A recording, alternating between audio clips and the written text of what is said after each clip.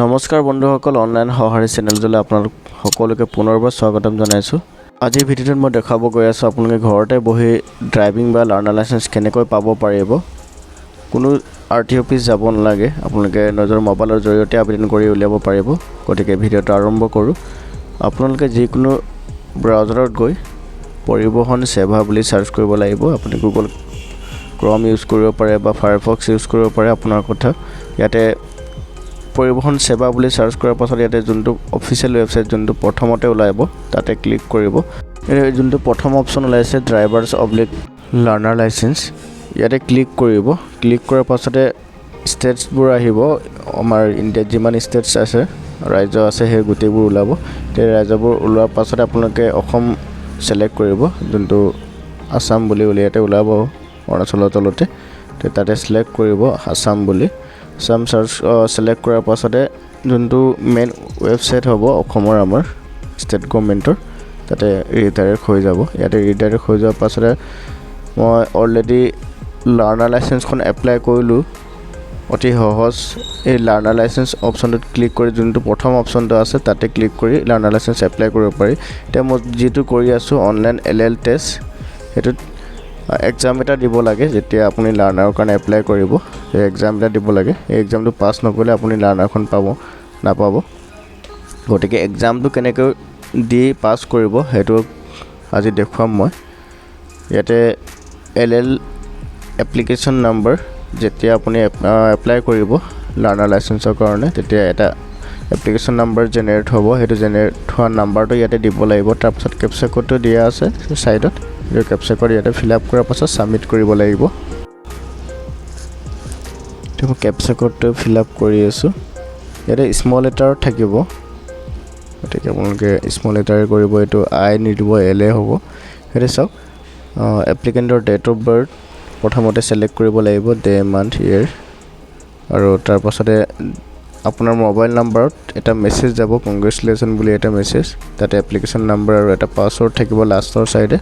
সেইটো পাছৱৰ্ডটো কেপিটেল লেটাৰত থাকিব আৰু নাম্বাৰ থাকিব পাৰে, সেইটো ইয়াতে এণ্টাৰ কৰিব লাগিব। আৰু ইয়াত চাওক 1 out of 10 এটেম্পছ, ইয়াতে 10 বাৰতকৈ যদি বেছি হৈ যায় তেতিয়া আপুনি আকৌ ডিউটি অফিচ যাব লাগিব, গতিকে RT অফিচ যাব লাগিব। গতিকে আপোনালোকে সাৱধানে কৰিব কামটো। ইয়াৰ ফেচ অথেণ্টিকেশ্যন হৈ আছে এপ্লিকেণ্টগৰাকীৰ। তো ফেচ অথেণ্টিকেশ্যনটো কমপ্লিট হোৱাৰ পাছত মই প্ৰচিড কৰিম। প্ৰচিড কৰাৰ পাছতে এক্সামটো ষ্টাৰ্ট হৈ যাব। লেংগুৱেজটো ছিলেক্ট কৰাৰ পাছত মই প্ৰচিড কৰিলোঁ। প্ৰচিড কৰাৰ পাছতে ছেভ কৰিলোঁ। ইয়াতে চাওক, মই লেংগুৱেজটো ছিলেক্ট কৰাৰ পাছত টিক কৰি কণ্টিনিউ কৰিলোঁ। ইয়াতে চাওক 30 ছেকেণ্ড দিয়ে এটা পাৰ কুৱেশ্যন, আৰু 10টা কুৱেশ্যন থাকিব। 10টা কুৱেশ্যনৰ আপোনাৰ 6টা কুৱেশ্যন শুদ্ধ কৰিবই লাগিব, নহ'লে এক্সামটো পাছ নহ'ব আপুনি। ইয়াতে চাওক, এক্সাম প্ৰথমটো কুৱেশ্যন মোৰ কাৰেক্ট হৈ গ'ল। আৰু এতিয়া 2 নম্বৰ কুৱেশ্যনটো হৈছে দিছ চাইন ইজ ৰিপ্ৰেজেণ্ট। এই চিম্বলটো কি ৰিপ্ৰেজেণ্ট কৰে সেইটো মোৰ ভুল হৈ গ'ল। 2 নম্বৰ ফাৰ্ষ্টটো প্ৰথমতে দিছিলোঁ, কিন্তু ছেকেণ্ড টাইম আকৌ ছেকেণ্ডত দি দিলোঁ, সেইটো কাৰণে গলতি হৈ গ'ল। আৰু দিছ চাইন ইজ ৰিপ্ৰেজেণ্ট, এইটো 2 নম্বৰ অপশ্যনত দিছোঁ, সেইটো ৰং হৈ গ'ল, 3 নম্বৰ আছিলে। আৰু দিছ চাইন ইজ ৰিপ্ৰেজেণ্ট, এই চিম্বলবোৰৰ কথাই সোধে বাৰু। আৰু কেতিয়াবা মাজে মাজে 2টামান কুৱেশ্যনো সুধি দিব পাৰে, প্ৰিপেয়াৰ হৈ লোৱাটো ভাল। ইয়াৰে PDF ফাইল আছে, মই আপোনালোকক ডেছক্ৰিপশ্যনত দি দিম লিংকত, আপোনালোকে তাতে চাব পাৰিব। এটা লিমিটেড কুৱেশ্যন আছে, সেইকেইটাৰ ভিতৰতে আহিব। আৰু এই চিম্বলটো কি সুধিছে ইয়াতে মই টিক কৰি আছোঁ।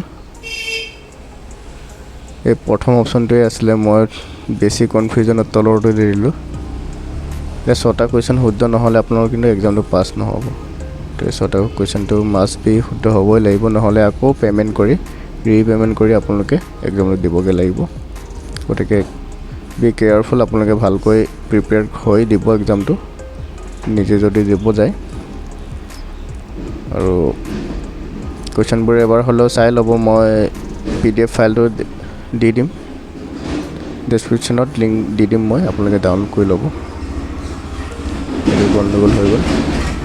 এইটো কুৱেশ্যন ভালকৈ লক্ষ্য কৰিব আপোনালোকে এই হাতটো দিয়া নিচিনা ৰাইট চাইডে দিয়া নিচিনা কৰিছে কিন্তু সেইটো নহয় আপোনালোকে গাড়ীখনৰ চিম্বলটো চাব যোনটো লাইট ব্লিং হৈ আছে লেফ্ট চাইডে এইটো গৈ আছে মই জাষ্ট